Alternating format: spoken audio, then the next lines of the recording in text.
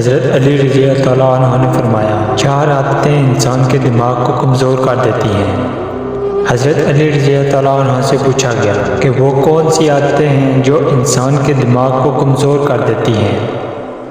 حضرت علی رضی اللہ عنہ نے فرمایا جو انسان ان 4 عادتوں کو اپناتا ہے اس شخص کا دماغ کمزور ہو جاتا ہے۔ نمبر 1، جو بار بار تیز آواز سنتا ہے یا بار بار زور سے بات کرتا ہے۔ نمبر 2، جو انسان تھوڑی تھوڑی دیر بعد کھانا کھاتا ہے تو اس کا بھی دماغ کمزور ہو جاتا ہے۔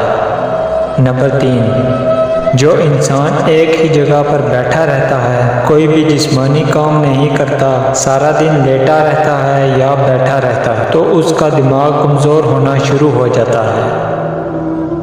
نمبر 4، یاد رکھیں جو انسان سیکھنے کی کوشش کو چھوڑ دیتا ہے تو اس کا دماغ کمزور ہونا شروع ہو جاتا ہے، اور وہ طاقت جو اللہ نے اس کے دماغ کو بخشی ہے اس سے وہ دن بدن محروم ہو جاتا ہے۔